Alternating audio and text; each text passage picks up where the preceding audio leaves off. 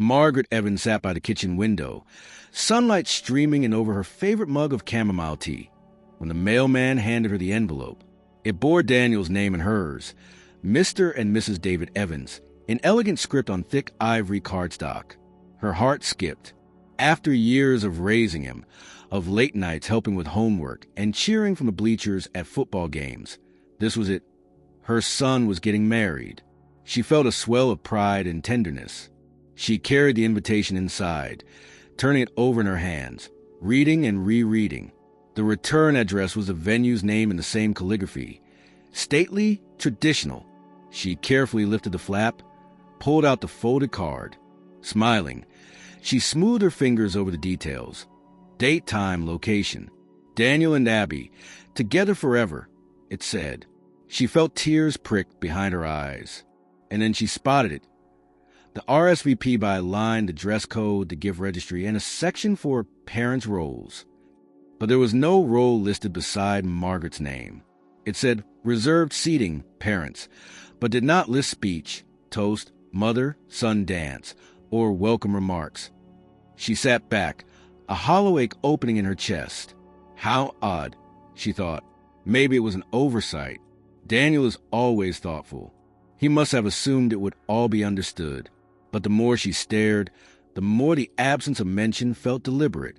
Margaret tried to steady her breathing. She ran her fingers over the crisp paper, trying to understand.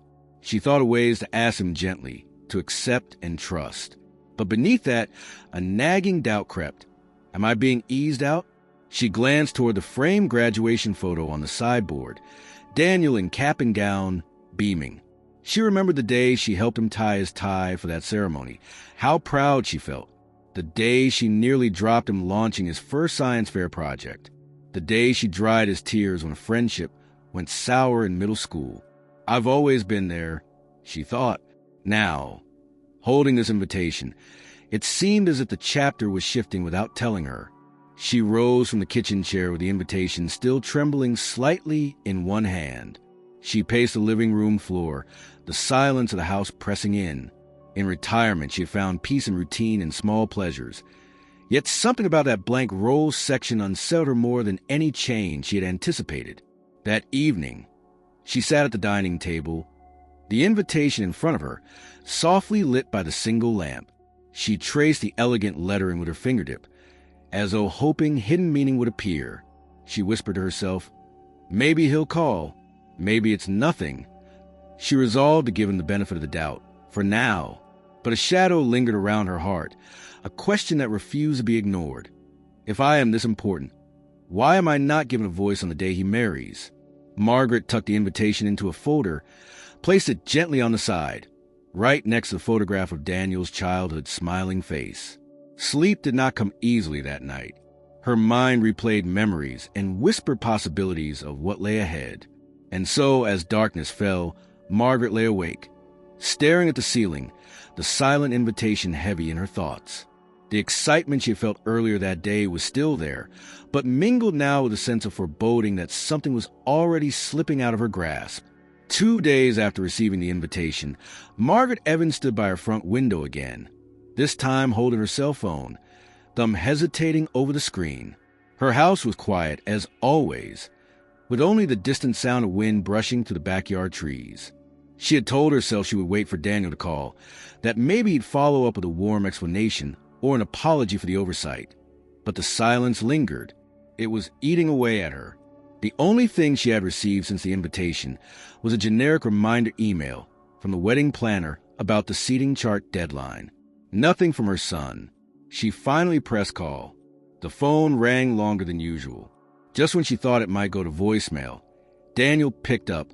"Hey, Mom," he said, his voice relaxed, almost cheerful. She tried to match the tone. "Hi, sweetheart. I hope I'm not catching you at a bad time." No, he replied. "Just finishing up some stuff for the wedding." "What's up?" She hesitated only briefly. "I got the invitation," she said, walking slowly into the living room and sitting down. "It's beautiful. You and Abby picked a lovely design." Daniel chuckled. "Thanks. Took forever. Abby was particular about every detail." "I can imagine," she said lightly. Then, more cautiously, there's just one thing I wanted to ask. She heard a pause on the other end. Sure, what's on your mind? I noticed the invitation didn't mention any formal role for me during the ceremony, she said. No mother, son dance, no welcome or toast. I was just wondering if that was a mistake, or if maybe it's something still being decided. Another pause. Not long, but enough. Yeah. So, about that, Daniel said slowly, it's not a mistake. We talked about it a lot, actually. We? She asked, her voice suddenly tighter. Abby and I, he said. We've been trying to keep everything streamlined. There's a lot of moving parts, and, well, her family has some traditions that we're trying to honor. Margaret leaned forward slightly. I see. And those traditions don't include the groom's mother speaking or dancing. It's not that we don't appreciate you, Mom. Of course we do. It's just complicated. Complicated how? There was a beat of silence. Then Daniel exhaled. Abby's family is big on structure. They've already got a full lineup of speeches and dances, mostly on her side. Her dad's giving the toast. Her cousin's performing a song. We didn't want a schedule to get too crowded. Margaret sat back, trying to process his words. So, the people speaking at your wedding are mostly from her family? I mean, yeah, it just kind of ended up that way. She couldn't help the edge in her voice now. So you're telling me, after everything, after raising you, supporting you through school, working extra shifts so you could have a shot, you couldn't find a single spot for me to say a few words?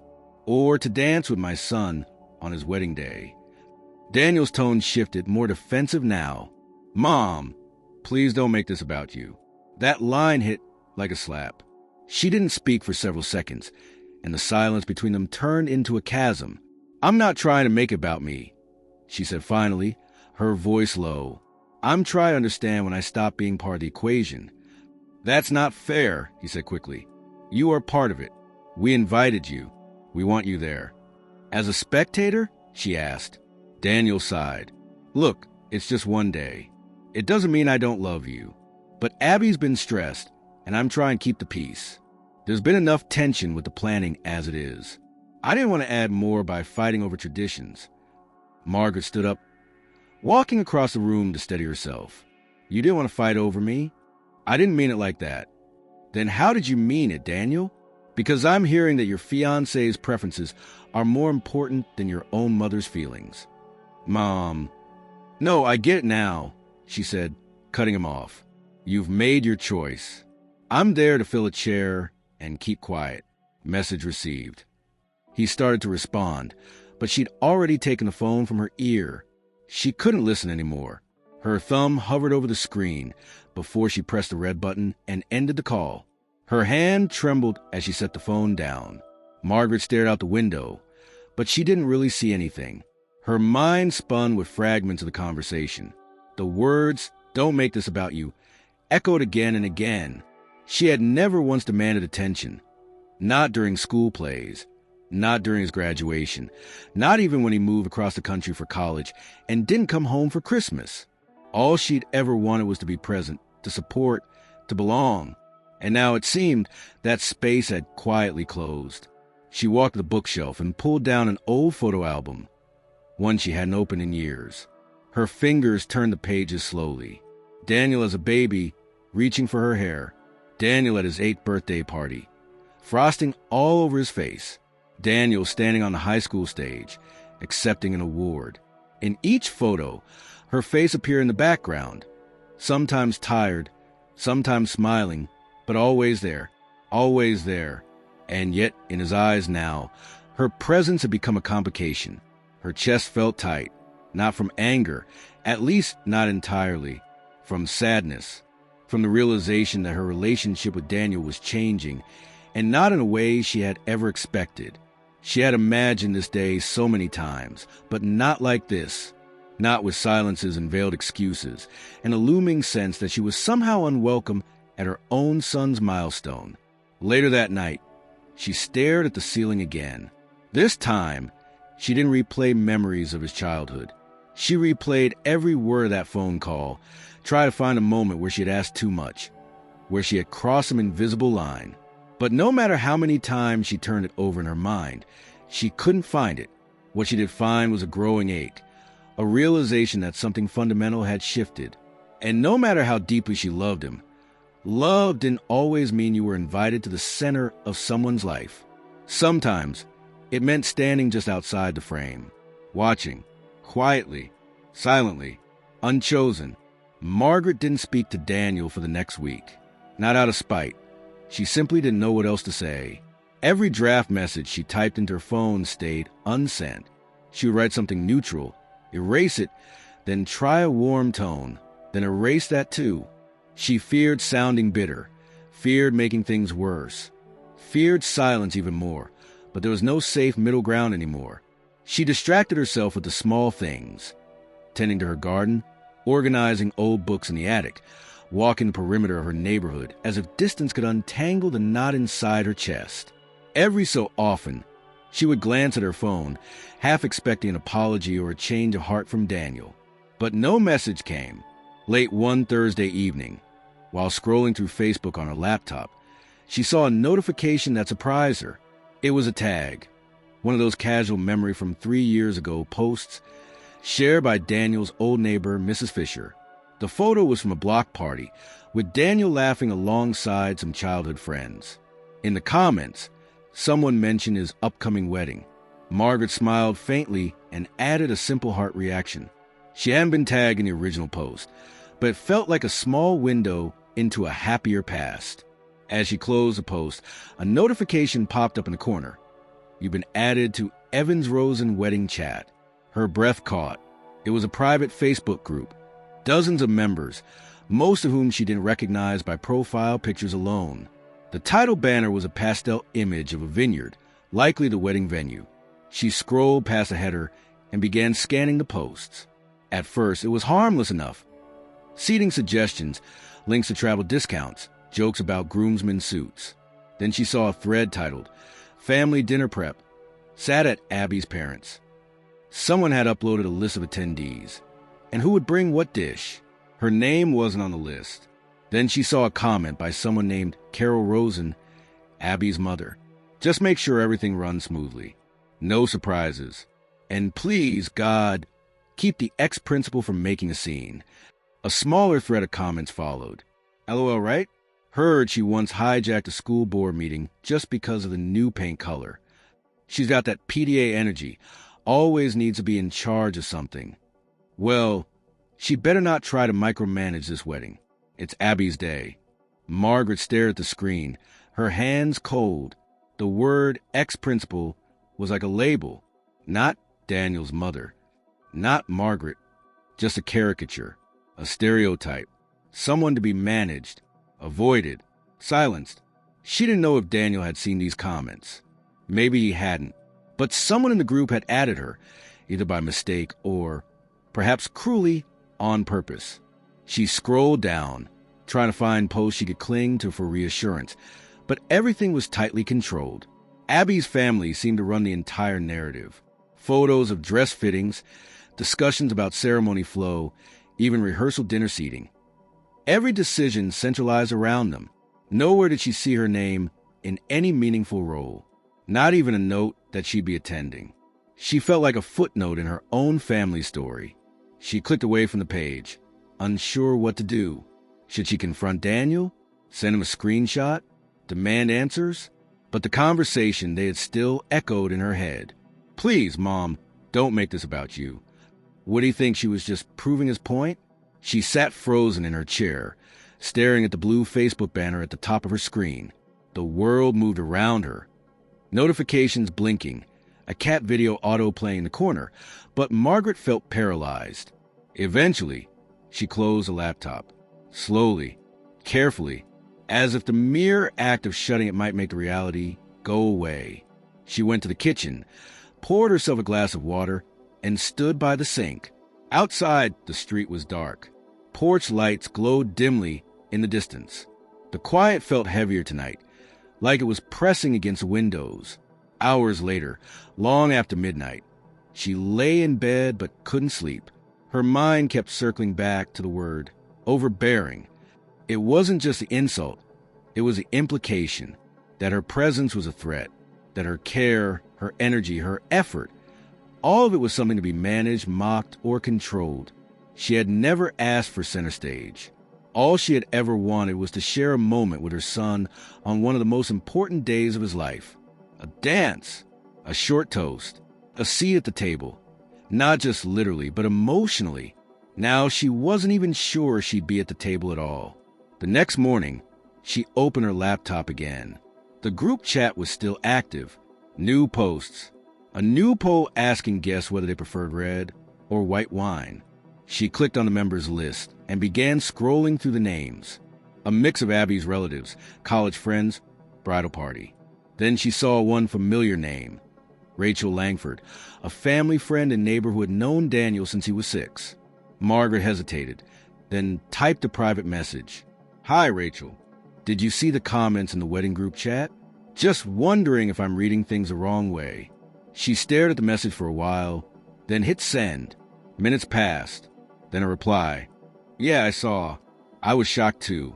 Honestly, I thought it was kind of mean. You've always been nothing but kind to everyone. I didn't know what to say. I'm so sorry, Margaret." Margaret's throat tightened. She typed a quick thank you, then shut the laptop again. She didn't cry. Not yet. But something inside her began to fracture. Not just from the insult, but from the silence that followed it. Because no one in that group had defended her. Not even Daniel.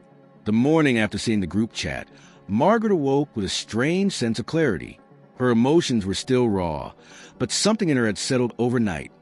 Not into peace, exactly, but into purpose. If they didn't want her to speak, to dance, to stand beside her son in celebration, then fine.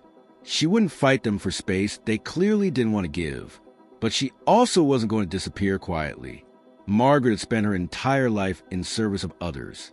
As a high school principal, she'd written recommendations, led assemblies, and stayed late to mentor students long after the final bell rang. As a mother, she'd worked double shifts at the library and the grocery store before getting her education degree, all while raising Daniel alone after his father left.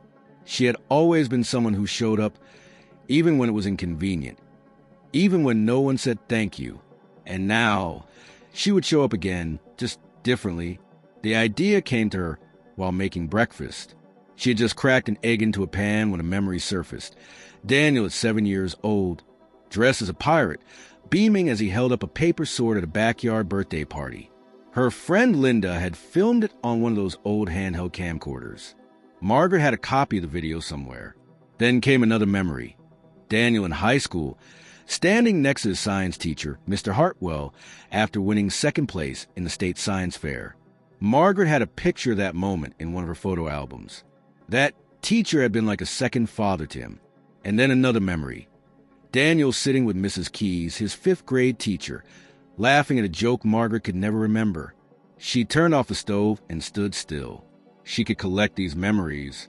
She could reach out to the people who had shaped him, people he might not even remember fully, but who had loved and supported him just the same. If she couldn't give a speech at the wedding, maybe others could speak for her, not to hijack the day, not to cause a scene, but to remind Daniel, gently, lovingly, where he came from and who had stood behind him every step of the way. By noon, she had a list. She started with the easiest, close family friends. Rachel Langford replied within 10 minutes of Margaret's message. "Oh my God, I'd love to record something," she wrote. "I still remember when he brought me that hand-painted rock as a thank you gift after I helped him with a school project." Margaret smiled. Then she reached out to Mr. Hartwell through the school alumni group. He was retired now, living in Arizona. He responded that evening, "I'd be honored. Daniel was one of the brightest students I ever taught." Within 24 hours, she had confirmations from 4 people. 2 teachers, a neighbor, and a childhood friend's mom who still had photos of Daniel from summer camp. She dug into old photo albums and boxes of keepsakes stored in her attic. In one box, she found a stack of birthday cards, crayon drawings, a worn-out baseball glove from his Little League days. Each item carried a memory. She sorted through them, scanning some into her computer to be used as visuals, but she knew this wouldn't be enough. It needed to be personal, intimate. She needed someone who could stitch it all together: music, video, narration. Margaret called Henry Chun, a former AV Club student who had gone on to work freelance video editing. She hadn't spoken to him in years, but when she explained what she wanted, his response was immediate and enthusiastic. "Absolutely, Ms. Evans. I'll make it beautiful. Just send me everything you have." They worked together for 4 days. Margaret sent photos, audio files, short clips, even her own voice recordings introducing certain segments. Henry added soft background music, transitions, and subtle titles. They called it From the Ones Who Watched You Grow. The final version was 10 minutes long. It opened with a clip of Daniel at age 5, running barefoot through a sprinkler, laughing. Then came teachers, friends, mentors, each one saying a few words, recalling a specific moment. There was no bitterness, no passive aggression, just love. Stories about his kindness, his determination, his sense of humor. Near the end, there was a quiet pause before Margaret's voice came on, layered over a photo of her holding baby Daniel in the hospital room. "I won't be giving a toast at your wedding," she said. "I won't be on stage or in the spotlight, but that's okay, because this is what I would have said. I'm proud of you, not just for what you've accomplished, but for who you are. And even if I stand quietly in the back, I'll always be here, cheering for you." The last frame showed a picture of Daniel from his high school graduation, standing beside Margaret. The caption read, "Some roots grow deep, even if you can't always see them." Margaret watched the video 3 times alone in her living room, tears streaming down her face, not out of sadness, but out of something fuller. A release, a message, finally spoken, whether or not it would ever be heard. She saved the final file to a flash drive, then a backup on her computer, then another backup in her email, just in case. And when she closed her laptop that night, she felt something she hadn't felt in days: dignity. She hadn't shouted. She hadn't begged. She hadn't demanded space. She had created something beautiful, quietly, intentionally. A reminder that love doesn't always need permission to speak. It only needs a place to land. And though she hadn't yet decided whether she would share the video at the wedding or even attend at all, she knew this. She had something to give, something honest, something lasting. And no one, not even Abby's traditions or Daniel's hesitation, could take that from her. It was a gray Sunday morning when Margaret heard the knock at the door. Soft but steady, 3 short taps, then silence. She paused in the hallway, unsure who it could be. She wasn't expecting company, and no packages were due. She wiped her hands on a towel and opened the door. Daniel stood there. He looked older than she remembered, or maybe just more tired. His jaw was unshaven, his eyes ringed with the kind of fatigue that came from stress, not lack of sleep. He held a paper coffee cup in one hand, the other buried in his jacket pocket. He didn't smile. "Hi, Mom," he said. "Daniel," she replied, surprised. "Come in. It's cold out." He stepped inside without a word. The warmth of the house wrapped around him, but he didn't remove his coat.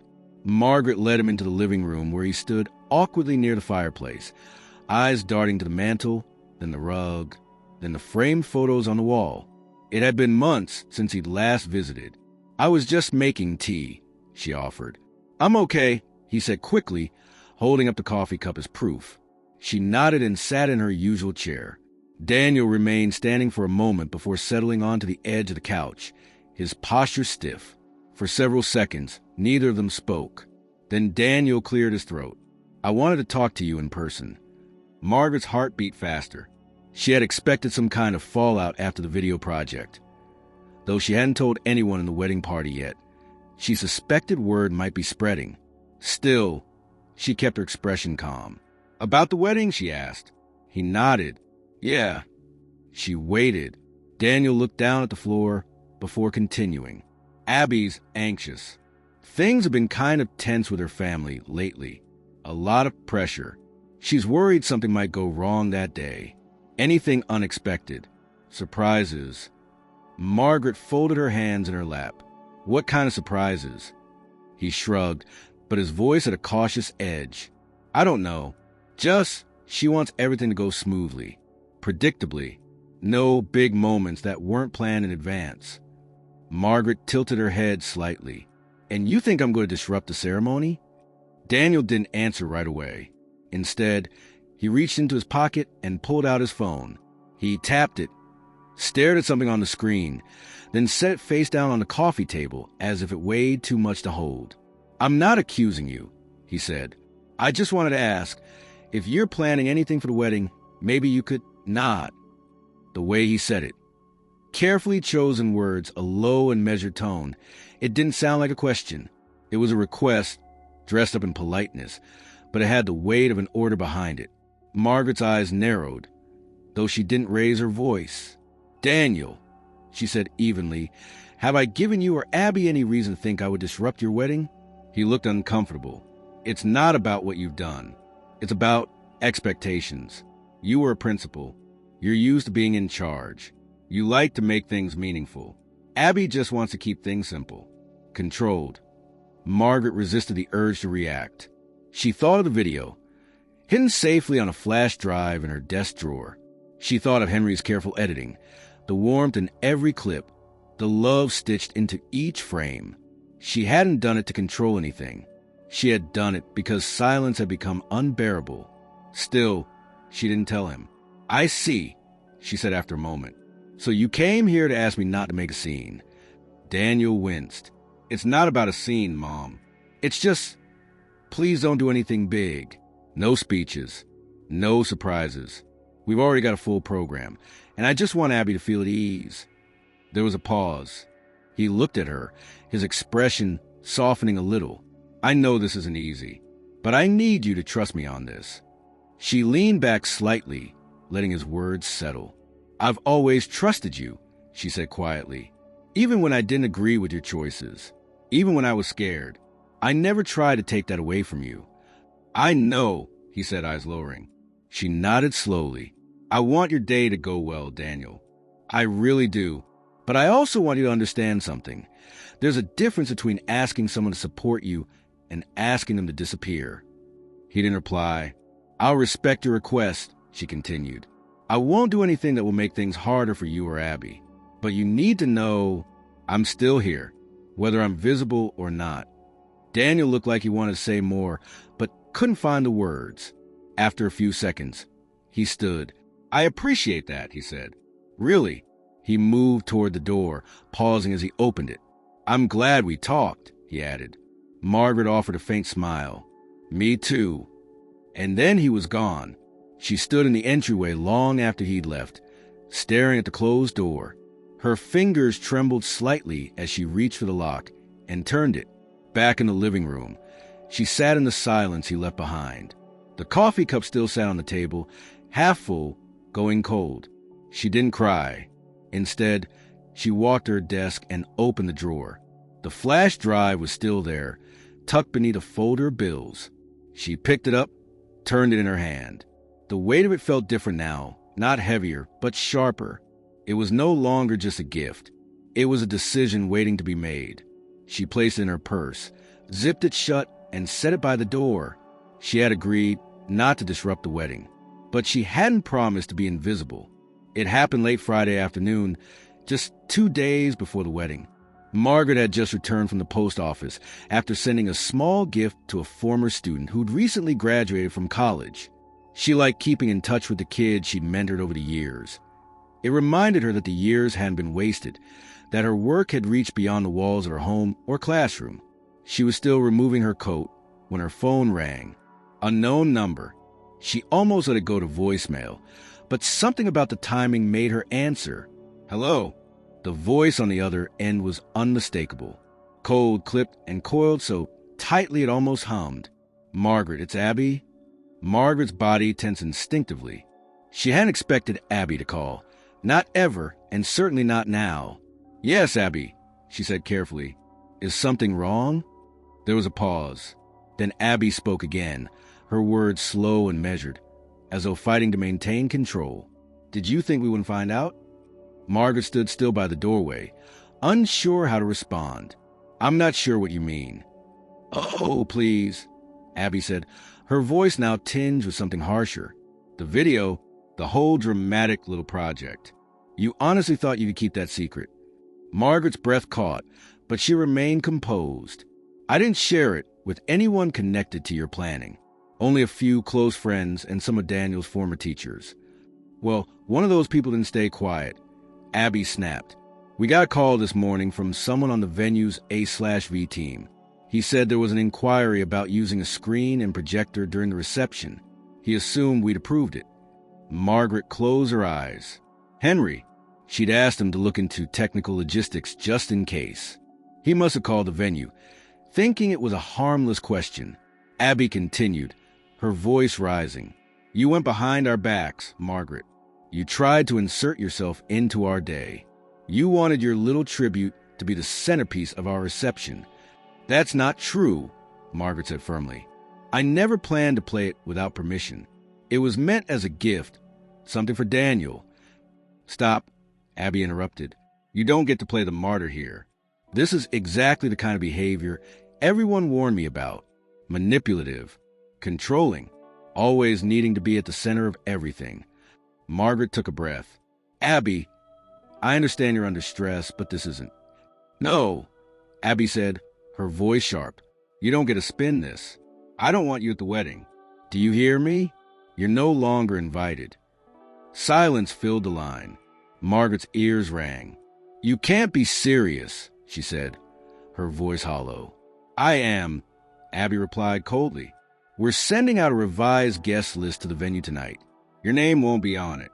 If you show up, you'll be turned away. Does Daniel know you're doing this? He will, Abby said. And trust me, he won't argue. He already promised me no drama. We're going to have the day we planned. With or without you. The line went dead. Margaret stood frozen. The phone still pressed her ear. Slowly, she lowered it and placed it on the entryway table. Her hands were numb, her mouth dry. The room was silent, and yet something thundered beneath her ribs. An ache, a burn, a disbelief that came in slow waves. She sat down on the bottom step of the staircase, hands clasped tightly between her knees, staring at the floor as if it might suddenly explain everything. Banned.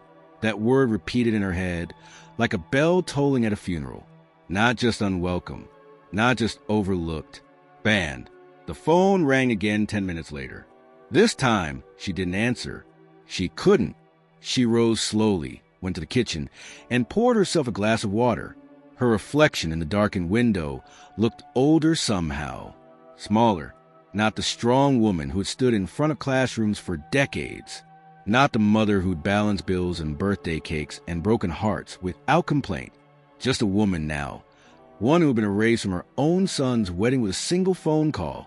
She walked to her desk, pulled open the drawer, and took out the flash drive. She stared at it for a long moment before plugging it into her laptop. The file opened, and the video began to play. She didn't watch it. She knew every frame by heart now. She hovered the mouse over the file and clicked delete. The system asked for confirmation. She clicked again. The video disappeared from the desktop, moved to the trash bin. Her hand hovered over the final step. Empty trash. But she didn't click. Instead, she closed the lid of the laptop and turned away. That night, as the hours passed in silence, Margaret lay in bed with her eyes wide open. She thought of Daniel, not just the man he had become, but the boy he had been. The way he used to crawl into her bed after a nightmare. The way he had cried when his hamster died. The way he had hugged her the day he got into college. He hadn't called. Not yet. Maybe he wouldn't. The ache in her chest wasn't from being disinvited. It was from the silence that followed it. The realization that maybe she wasn't just a casualty of wedding stress, but a casualty of a deeper shift. She'd always known love meant sacrifice. But this didn't feel like sacrifice. This felt like erasure. She got up, made herself tea, and stood in the kitchen with the cup between her palms, steam rising to meet the cold air. She didn't know what the next day would bring, but she knew this. She had done nothing to deserve shame, and whether Daniel called or not, whether she attended the wedding or watched from a distance, she would hold her dignity like armor. Some people choose silence. Others carry the truth with them. quietly, but without apology. The house was silent when the phone rang just after 10 o'clock that night. Margaret didn't recognize the number at first, but the hesitation in her chest told her who it would be. She let it ring twice more, then picked up, "Hello, Mom." Daniel's voice was tight, barely above a whisper. "Is it true?" She didn't ask what he meant. She knew. The silence on the line said everything. "I assume Abby told you," she replied calmly. "She did," he said. "She was upset." Margaret walked to the window and looked out into the street. The street lamps cast long shadows across her driveway, empty and still. "I didn't plan to make it public, Daniel," she said. "I didn't send it to your guests. I didn't try to hijack your wedding. But you made a video." "Yes." He let out a shaky breath. "Why?" She turned from the window and sat down on the couch. Her voice remained level. "Because I didn't know how else to be heard." Silence stretched between them. "I told you we didn't want anything big." "I remember," she said, "but you didn't say I had to be invisible." "I didn't mean it that way." But that's how it felt. He was quiet again. The weight of it hung heavy. "Abby's really upset," he said at last. "She feels betrayed." "And you?" she asked softly. "What do you feel, Daniel?" He didn't answer right away. "I don't know," he admitted. "I didn't even know you were planning anything. And now Abby says you're not invited, that you cross a line." Margaret closed her eyes. "I never intended to show the video without your blessing. I asked a former student, someone you knew, to help me edit it. He called the venue to ask about logistics. That's how it got out. But I never sent it to the venue myself. I never even mentioned it to you because, well, after that last conversation, I knew you'd say no." Daniel's voice cracked slightly. "So, you were going to bring it anyway?" "I was going to keep it with me. In case. That's all." Another pause. "I didn't want to be erased, Daniel," she said quietly. "I've spent your whole life showing up for you. This time, I just wanted to show you something back." Daniel exhaled, slow and uneven. "I get it," he said. "I really do. But everything is so tense right now. Abby's parents are furious. She's crying. She told me it's either her or you." Margaret went still. "Her or me?" she repeated, stunned. "I didn't want it to come to that," he said quickly. "I tried talking to her, but she's convinced this means you'll always try to undermine her." Margaret didn't respond. "Mom," he asked, "are you still there?" "I'm here," he sighed. "I don't know what to do. I need time." "Time?" she asked, her voice barely audible. "I'll call you after the wedding," he said. It was a sentence meant to soothe, but it cut deeper than any accusation. He was choosing distance. She felt her throat tighten, but when she spoke, her tone remained composed. "All right. I love you, Mom," he said quickly. "I do." She smiled faintly into the quiet. "I know." And then he hung up. Margaret placed the phone face down on the coffee table and sat in silence. Not the stunned kind from earlier, but the settled kind, where the storm has passed and all that's left are broken branches. She thought about what Daniel had said, about needing time, about the threat Abby had made. Her or me. Margaret had never asked him to choose. Not once. Even when she'd been ignored, dismissed, shut out, she had still prepared her gift with love, not resentment. But now that line had been drawn, and she hadn't drawn it. Her hands drifted to her laptop. She opened it, and the trash bin icon still sat in the corner of the screen. She opened it. The video was still there. Not gone. Not yet. She hovered her finger over Restore. Then she stopped. For a long time, she stared at the screen, the cursor blinking like a heartbeat. She closed the laptop. That night, she didn't sleep. She sat in her armchair by the window, wrapped in a shawl, sipping tea that had long since gone cold. She thought about all the time she'd sacrificed without recognition, all the birthdays she'd made special, all the games she'd cheered through pouring rain, all the nights she stayed up sewing Halloween costumes or editing college essays. And she thought of Daniel's voice, distant and small. "I'll call you after the wedding," as if she were just another vendor, another item on the checklist to be postponed. But somewhere inside that silence, something new began to form. Not bitterness, but resolve. She had been cut out, yes, erased even, but she was still here. And that meant something. The morning after Daniel's call, Margaret sat at the kitchen table with her hands wrapped around a mug of coffee she hadn't touched. The steam had long faded, but she held it anyway, as if the warmth might return. Outside, the sky was overcast, the kind of gray that felt indifferent rather than heavy. It was the kind of morning that didn't care what day it was. She hadn't told anyone what had happened. Not Rachel, not her sister in Michigan, not even the woman at the market who always asked how her boy was doing. The story was too raw, too disjointed. The people who might comfort her would only offer advice she didn't want to hear. Just let it go. He'll come around. Don't make it worse. But they hadn't heard the finality in his voice. They hadn't felt the weight of that closing door. The mail arrived late that day. It was a small stack, 2 credit card offers, a charity flyer, and 1 envelope with no return address. The handwriting on the front was neat, masculine, but unfamiliar. She almost tossed it aside, assuming it was some generic wedding-related correspondence, maybe another apology or logistical update she'd been mistakenly copied on. But something made her stop. She opened it. Inside was a single sheet of line paper. The handwriting was unmistakable once she saw the signature at the bottom. Josh Talley. She hadn't thought of him in years. Josh had lived 2 doors down for nearly a decade, growing up alongside Daniel, like a second brother. They were inseparable from first grade until their junior year of high school, when Josh's family relocated to Florida. Margaret kept in touch sporadically, holiday cards, graduation announcements, but that had faded, as these things do. She sat down and read the letter carefully. Hi, Ms. Evans. I hope this doesn't feel strange. I heard from Rachel what's going on with the wedding, and I was honestly floored. She told me about the video and about how you were disinvited. I'm writing this not to stir anything up, but because I needed you to know something. When you reached out about the video, I didn't hesitate. Recording that message felt like the most natural thing in the world. You were more than just my friend's mom. You were like the glue of the whole neighborhood. When my parents were fighting, your house was where I went. When I failed that math test and didn't want to tell my dad, you told me I was still smart. And I believed you. I don't know what Abby's family is saying or what Daniel's being told, but I want you to remember who you really are. You were there for so many of us. Quietly, consistently. You were the adult we could count on when our own homes felt unstable.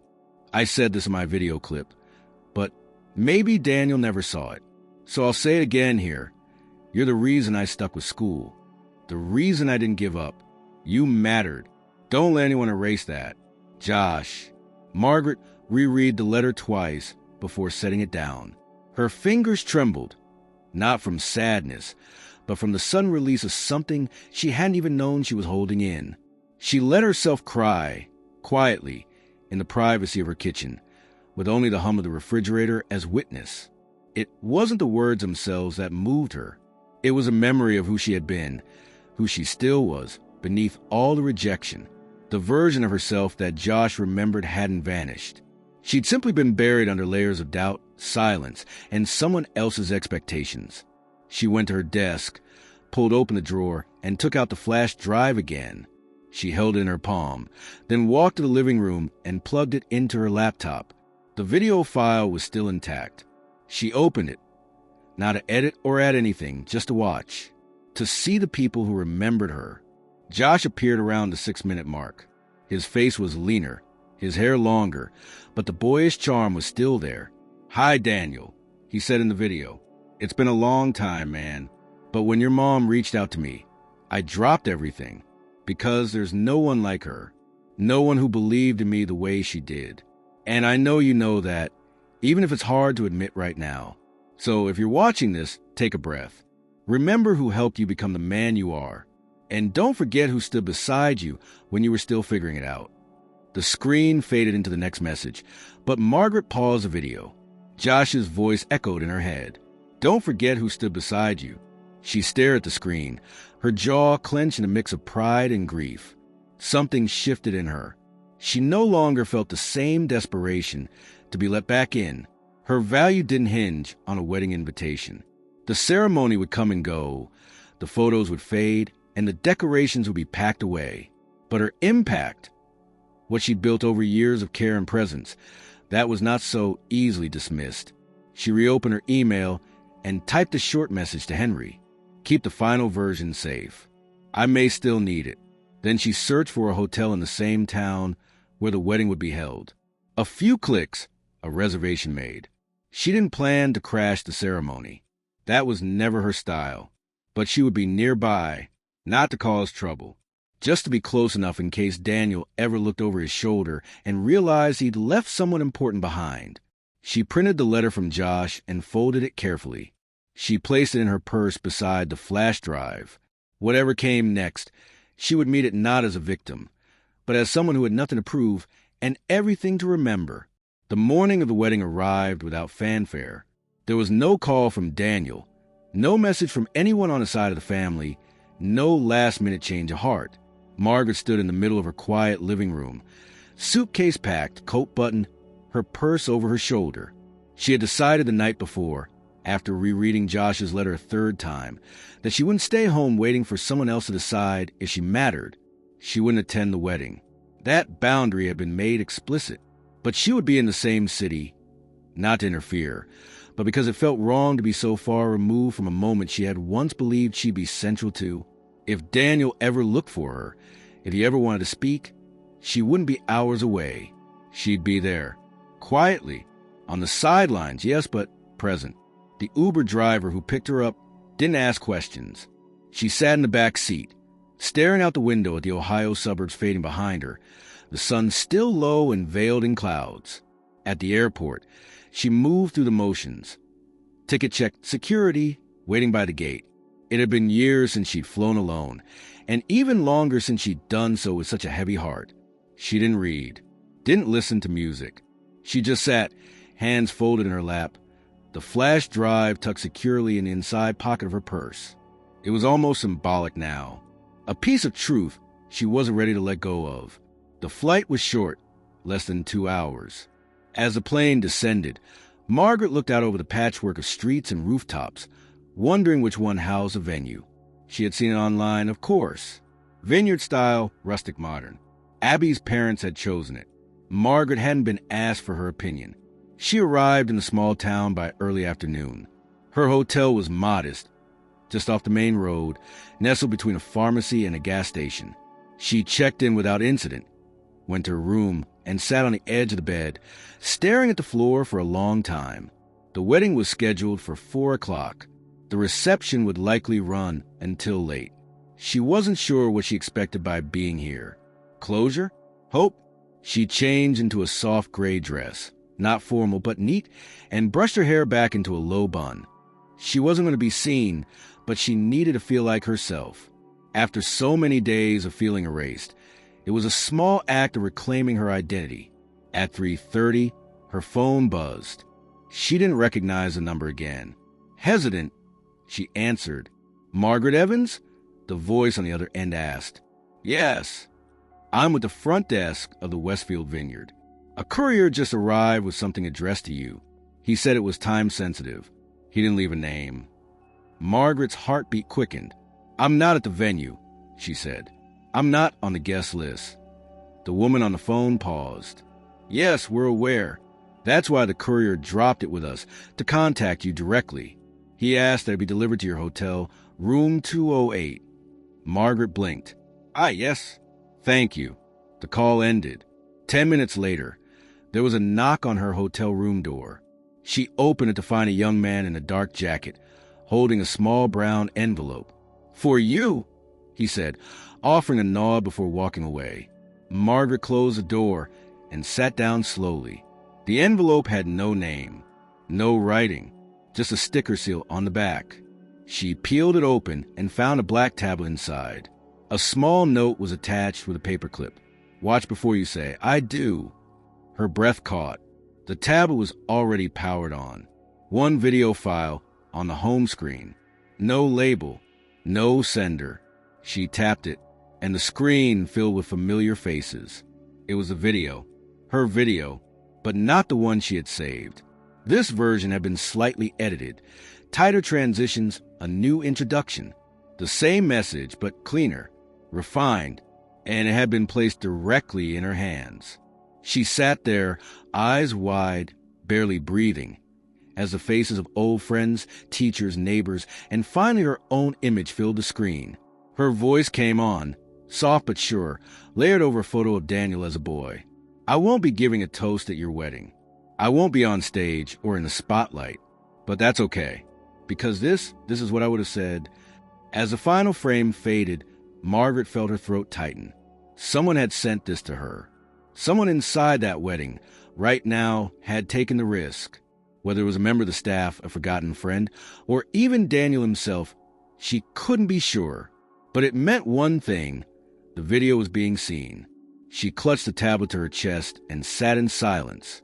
She didn't know what it would lead to. She didn't know if it would matter. But for the first time in days, she didn't feel alone. Someone had remembered her. Someone had chosen not to forget. At precisely 4 o'clock in the afternoon, guests began to settle into their seats beneath the pergola at Westfield Vineyard. The sky had cleared just in time, casting a warm golden hue over the manicured lawn and rows of white chairs arranged in neat lines facing a rustic wooden arch decorated with pale roses and eucalyptus. String quartet music floated through the air as people adjusted their outfits, chatted in low murmurs, and turned to admire the scenery.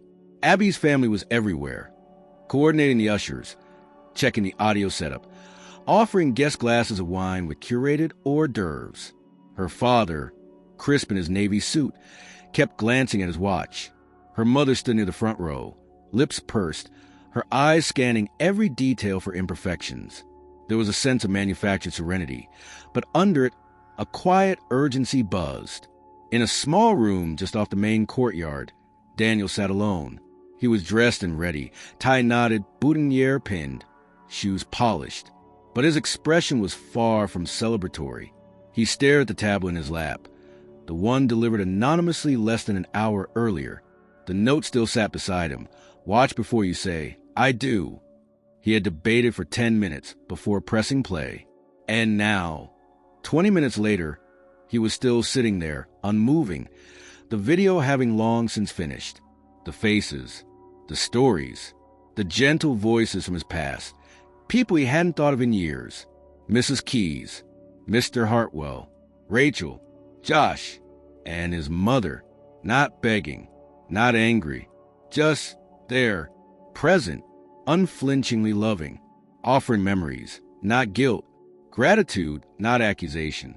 The tone of the video wasn't manipulative. It was reflective, honest, human, and it gutted him. He had spent weeks pretending that marginalizing his mother was a necessary evil, that it was temporary, that Abby's discomfort would fade with time, that by protecting the wedding's surface-level calm, he was preserving peace. But peace built on erasure wasn't peace. It was cowardice. He stared at the screen, hands gripping the sides of the tablet so tightly his knuckles whitened. Then came a knock at the door. 5 minutes, Daniel. Someone called. He stood. He placed the tablet on the table and walked out of the room. The quartet was finishing its final prelude as the officiant took his place beneath the arch. The guests turned in unison as a hush fell across the courtyard. The groomsmen stood ready. The music shifted. Daniel stepped into the aisle, but instead of taking his place at the front, he walked past the officiant and turned toward the guests. A ripple of confusion passed through the crowd. Whispers stirred. Abby's mother frowned deeply. The photographer hesitated, unsure whether to raise her camera. "I'm sorry," Daniel said, his voice steady but loud enough for all to hear. "I need a moment." The officiant blinked. "Now." "Yes," Daniel said. "Now."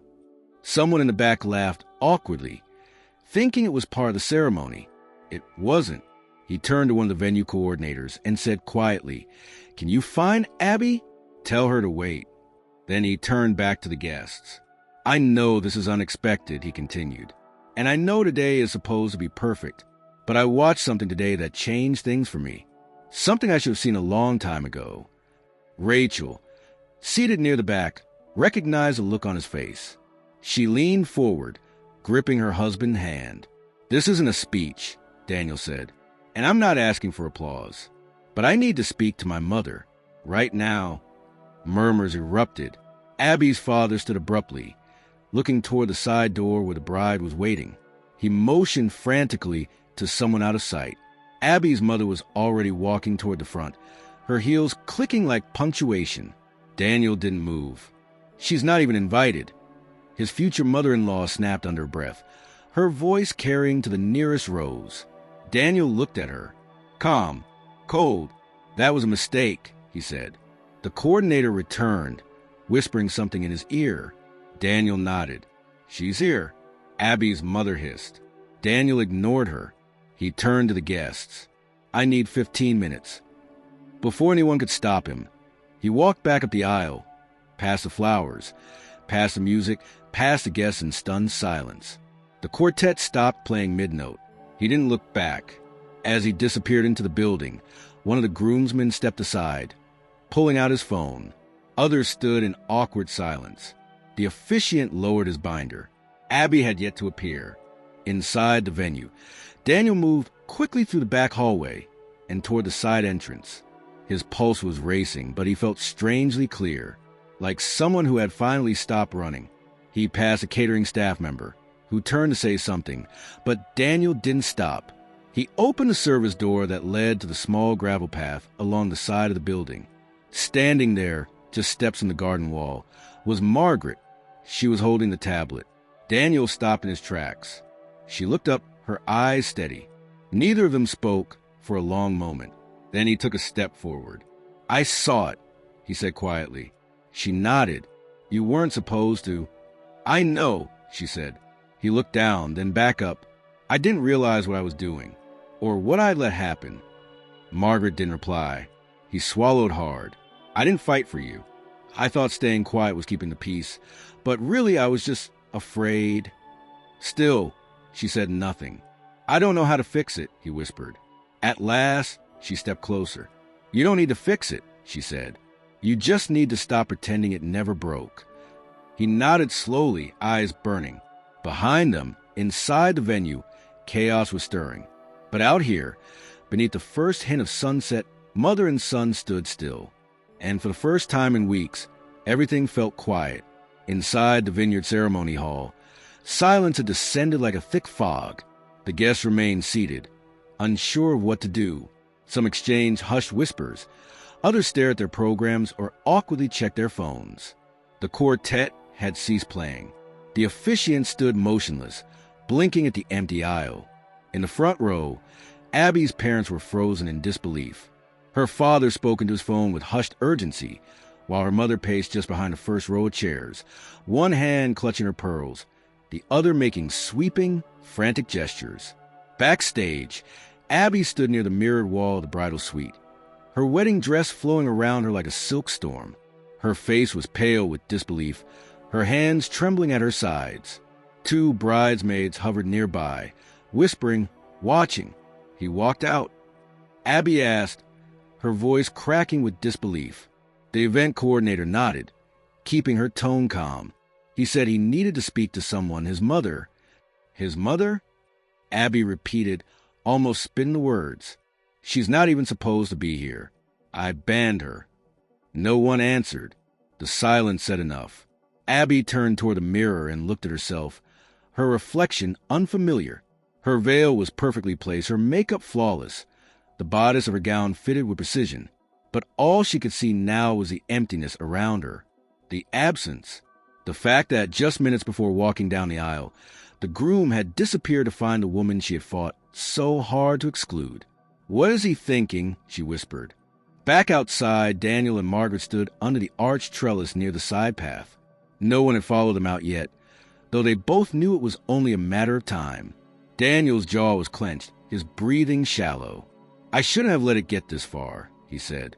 I just kept thinking, if I kept quiet, everything would work itself out, that she'd eventually come around. She won't, Margaret replied, not with bitterness, but with clarity. She doesn't have to. What matters is whether you see what's been happening. Daniel nodded slowly. I do now. I just don't know what to do about it. Before she could respond, the back doors opened and the event coordinator stepped out. She hesitated upon seeing them, then approached. "Daniel," she said gently, "we need to resume the ceremony." Daniel looked back at his mother, then at the coordinator. "I can't go through with it like this," he said. "You don't have to cancel the ceremony," she offered quickly. "We can give you a few more minutes, rearrange the music." "No," Daniel said. I can't keep pretending everything is fine. Not when it's not." The coordinator looked stricken. "What should I tell the guests?" He exhaled. "Tell them there's going to be a delay. I'll speak to them directly." She nodded and retreated back inside. Margaret placed a hand on Daniel's shoulder. "You don't have to explain yourself to everyone." "Yes, I do," he said, "because I let everyone else speak for me for too long. I let Abby speak for me. I let her parents make decisions like they own the day. I stood there and let them cut you out of my life one quiet step at a time." Margaret's eyes glistened. "You were trying to keep the peace. I ended up destroying it instead." They walked together along the side path and re-entered the venue through a back door. The buzz of anxious conversation swelled as they neared the ceremony space. When Daniel stepped into view, a hush fell once more. He walked slowly to the front, where the officiant stood waiting. Everyone turned to look at him. "I'm sorry for the delay," Daniel began, his voice calm but resolute. "I know this day was supposed to go a certain way. A lot of planning went into it, a lot of effort. But something happened before the ceremony that changed everything." He scanned the room, eyes wide, curious, anxious. "I watched a video," he continued. "Not one that was on the schedule, not one approved by anyone here. But it was the most honest thing I've seen in a long time." A rustle moved through the crowd. Abby's mother whispered something sharp to her husband. Daniel pressed forward. "It was a message from people who helped shape me, who believed in me, who stood by me even when I didn't understand the value of that support. And it reminded me of who I am and who I've been pushed to forget." He paused. "My mother is here," he said. "And no, she wasn't invited. But that wasn't her fault. That was mine. I let her be pushed out. I let her be talked about, judged, excluded. And I said nothing." Margaret stood near the back, silent. No one looked at her directly, but many stole glances. "I'm not asking for anyone's approval," Daniel said. "But I can't move forward into a marriage built on silence and fear. I need to speak my truth. And if that's too much for this wedding to hold, then maybe it's not the right wedding." A collective inhale passed through the room. Someone coughed. Another guest adjusted in their chair. In the back of the room, the doors to the bridal suite swung open. Abby stepped in, alone. She looked straight at Daniel, her face unreadable. He turned to face her. "Abby," he said gently, "I love you. I have never doubted that. But I can't marry you like this. Not with parts of myself and my life locked outside the door. If we're going to do this, we have to do it with honesty, with space for all the people who made us who we are." Abby's face didn't move. She stood still for a moment, then turned her eyes to Margaret. It was not a look of reconciliation. It was a look of reckoning. The room remained breathless. Daniel waited. Abby said nothing. And then someone from her family muttered, "This is unbelievable." Margaret didn't move. Daniel stepped forward, his voice softer now. "We don't have to continue today. But I needed to stop pretending. I needed to be whole." No one applauded. No one cheered. It wasn't that kind of moment. It was quiet, still, honest. And finally, it was real. The ceremony hall remained in a stunned hush. Guests shifted uncomfortably in their seats. The photographer had lowered her camera entirely. Some of the groomsmen looked at one another, unsure if they should step forward or stay put. Abby stood frozen near the aisle entrance, bouquet still clenched in her hands, her veil gently trembling with every breath she took. The air was heavy, not with chaos, but with something more potent. Truth, finally spoken. And once truth fills a room, there's no undoing it.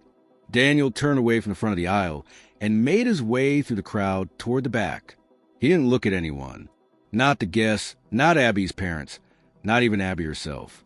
His focus was on the figure waiting near the exit. Margaret. She hadn't moved, hadn't said a word during his speech, but her presence had shifted everything. As he approached, a few guests turned to glance at her more fully now, as though for first time recognizing who she truly was. He stopped a foot away from her. "Can we talk?" he asked. She gave a small nod, and the two of them exited the hall together, leaving a trail of silence behind them. They didn't go far, just into a quiet side room used earlier for coat storage and vendor breaks. The lights were dim, the air faintly scented with eucalyptus from the bridal bouquet preparations. It was a private space, unpolished, and perfect for conversation that was about to unfold. Daniel closed the door gently behind them. Margaret stood near the wall, clutching her purse with both hands, as if unsure whether to brace herself or let go. Daniel didn't speak right away. He walked to the center of the room and turned to face her. "I meant what I said out there," he began. "All of it." She said nothing, letting him continue. "I've spent weeks trying to pretend everything was fine. That keeping things smooth was more important than keeping them honest. But I can't do it anymore." "You don't owe me an explanation," she said gently. "Not anymore." "But I do," he replied, "because you deserve so much better than what I gave you. And I knew it. Deep down, I always knew." She lowered her eyes. Daniel stepped closer, now only a few feet away. His voice grew quieter, steadier. "I let other people decide what role you should have. I watched them reshape my wedding, my boundaries, my priorities, and I said nothing. I told myself I was keeping the peace, but really, I was just afraid of conflict, afraid of Abby's reaction, afraid of losing her." "And what about losing me?" Margaret asked, finally meeting his gaze. Her voice didn't rise, but the weight behind the words was unmistakable. Daniel's shoulders slumped. "I didn't think it would happen. I thought you'd stay no matter how much space you were pushed out of." "That's the problem," she said. "You assumed I'd always accept it, that I'd be there, no matter how invisible I was made to feel." He nodded slowly, eyes shimmering. "I was wrong." She looked at him for a long time, as if seeing him with new clarity. Not the boy she raised, but the man now standing before her, cracked open by truth and consequence. "I never wanted to take over your wedding," she said. "I didn't make that video to be dramatic or to force your hand. I made it because I had something to say. Because you're my son, and I wanted to give you something that mattered." "I know," he said. "I saw it, every second of it, and I cried." There was a pause, the air between them thick with the pain of what had passed and the fragility of what remained.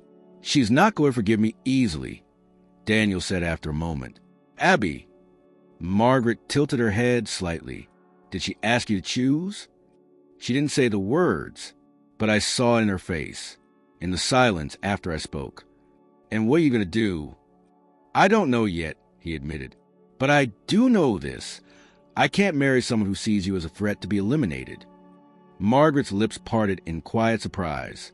"I love her," he continued, "but I can't build a life with someone who thinks the only way forward is by silencing the people who came before, who made me who I am."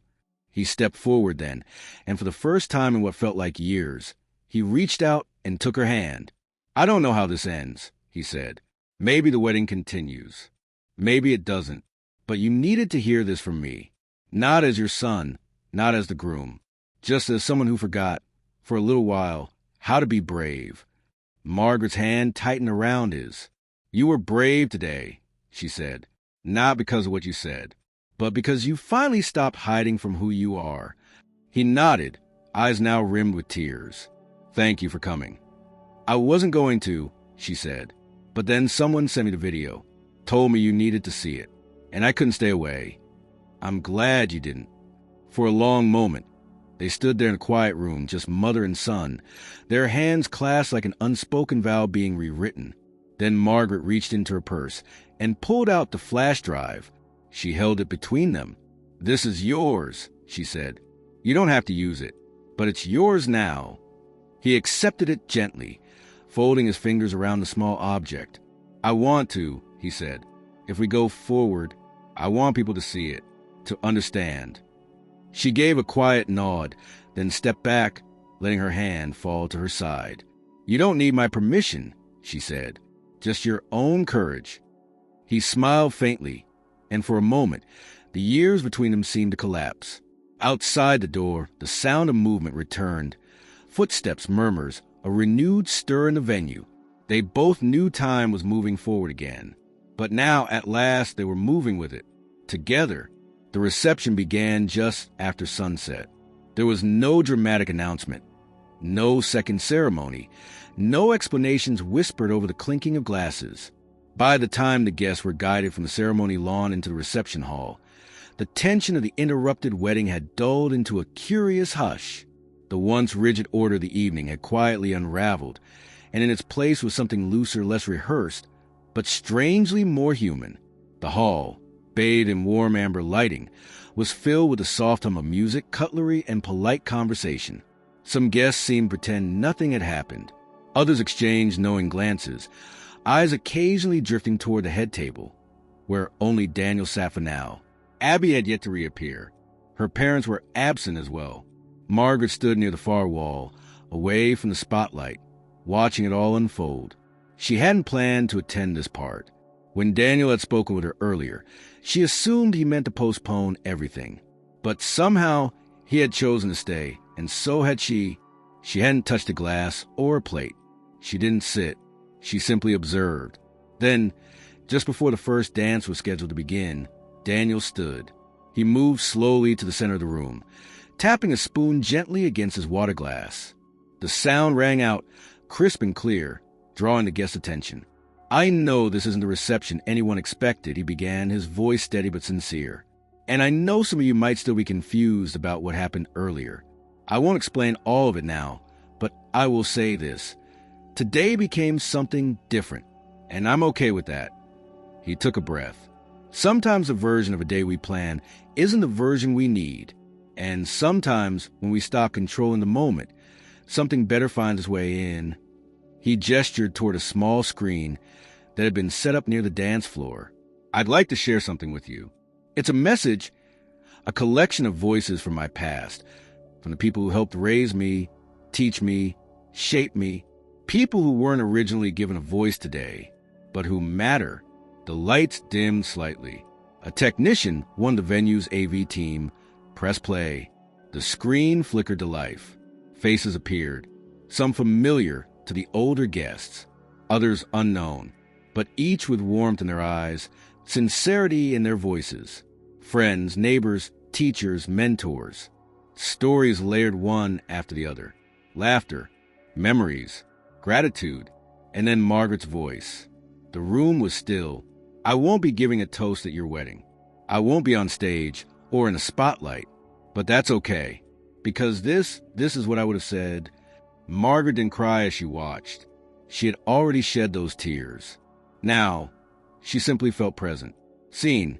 When the video ended, there was no applause, just a reverent pause, the kind that only happens when something true has been shared. Daniel stepped forward again. "I've made a lot of mistakes," he said, "but one of the biggest was forgetting how much my mother has always been there for me. And not just as my mom, but as a person who held more of my history, my becoming, than anyone else." He turned toward the tables. "Margaret Evans, would you join me for a dance?" There was no music yet, no cue. Margaret stood frozen for a moment. Then, slowly, she moved forward. The guests parted as she walked through them, quiet and wide-eyed, until she reached the center of the floor. Daniel held out his hand. She took it. The music began. It wasn't the original first dance song. That one had likely been planned months in advance, with notes and timing and careful steps. This song was different, softer, more nostalgic. An instrumental piece with no lyrics, just melody and memory. They didn't speak as they danced. They didn't need to. The guests watched in silence, some standing, some still seated. There was no laughter, no whispers, just a gentle movement of mother and son, swaying slowly beneath the lights. Abby didn't return to the room. Her absence was noted, but no one spoke of it. The moment didn't belong to her. It belonged to them. As the song came to an end, Daniel leaned in, his voice just above a whisper. "I'm sorry it took me this long." Margaret smiled, her eyes glistening. I'm just glad you found your way. They stepped apart. There was no applause, only the quiet shift of the room back into motion. The rest of the evening continued, not with the precision of a planner's dream, but with something closer to authenticity. Conversations grew more open. The dance floor filled later with hesitant steps that turned into laughter. The bride never returned, and by the end of the night, many understood that something had changed permanently.